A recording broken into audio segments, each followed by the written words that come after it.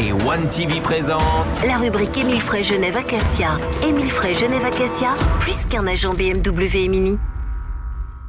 Bonjour et bienvenue dans la rubrique Émile Frey Genève Acacia. Salut Carole. Salut à tous. Et bonjour Alexandre Farago. Salut, bonjour à tous. On est avec les deux David Stutz et David Rodriguez, les chefs des ventes Opel, Citroën, DS et BMW. Bonjour. Bonjour à tous. Bonjour. Et on va déjà commencer par les bonnes nouvelles, Carole. Et les bonnes actions aussi du mois d'avril.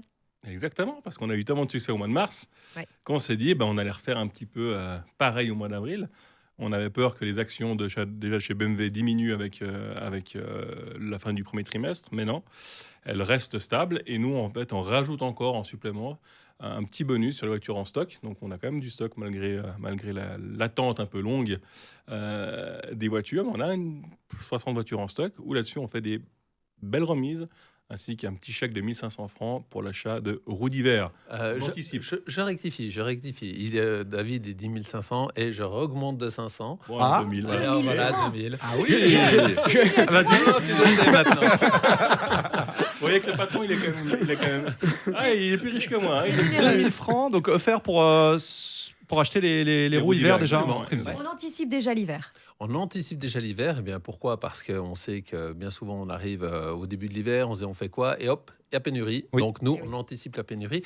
Et ce qu'il faut savoir, c'est que nous, nos commandes, on les passe à partir du mois de juillet. Donc, c'est important aussi pour nous de conseiller le client, de lui dire attention, on doit prévoir. Parfait, première bonne nouvelle. Et deuxième, c'est l'arrivage du BMW XM en 23 pouces. Alors là, c'est un bel engin. On a dû faire de la place dans le showroom. Ah ouais. Là, on ne savait pas trop où le mettre.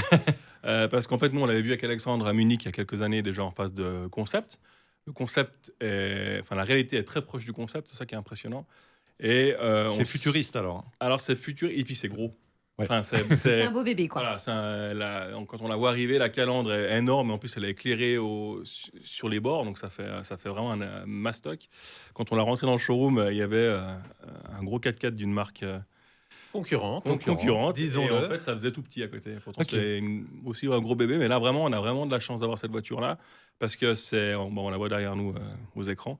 C'est une très belle voiture avec un espace intérieur qui est assez exceptionnel, avec des jeux de lumière aussi à l'intérieur. Le ciel de toit est en 3D, avec des effets de couleur, avec des effets de M quand on l'ouvre. C'est toutes des choses qui sont assez incroyables et ça détend quand on est à l'intérieur. Grosse voiture écologique. Oui, alors ça c'est Alex parce qu'il a toutes les caractéristiques, il s'est assis dedans, il a essayé. Alors, j'ai eu l'occasion de l'essayer sur circuit, fabuleuse voiture, c'est impressionnant, donc c'est un véhicule qui fait quand même 2,8 tonnes. Pourquoi ? Eh bien parce qu'il y a des batteries également dedans, donc c'est un plug-in hybride avec une autonomie de 70 km. Ça veut dire que quand vous l'utilisez en ville, vous êtes uniquement en électrique, et pour ceci, donc, on a une consommation moyenne de 32 grammes de CO2. Et ça, c'est assez révolutionnaire. Donc, le XM est arrivé du côté du showcase Émile Frey Genève Acacia. Restez avec nous, on revient dans un instant.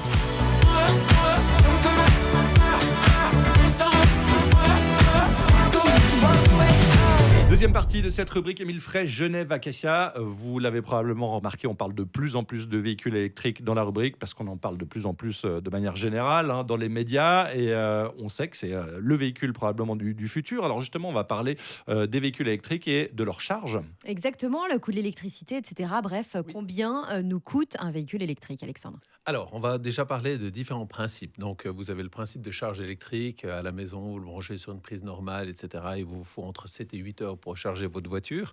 Donc ça, vous prenez le principe du téléphone portable. Chaque fois que vous pouvez le charger, vous le chargez. Ou alors, vous pouvez aller sur certains endroits où vous avez des superchargeurs. Il y a de différentes puissances. En l'occurrence, chez nous, on a par exemple une 180 kW et ça vous charge en 30-40 minutes. La voiture, elle est complètement chargée.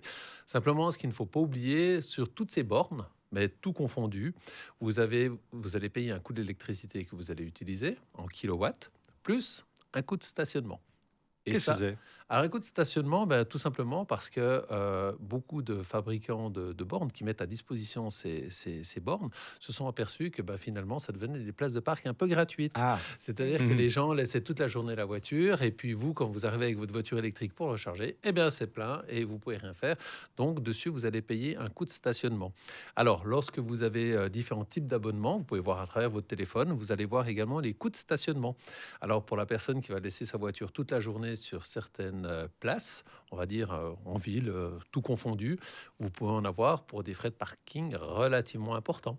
Ah oui. Entre 50, 60, 70 francs la journée, parce qu'il y a des gens qui mettaient toute la journée. C'était beaucoup plus pratique, on laisse la borne, etc. Et puis les autres utilisateurs ne peuvent pas en profiter.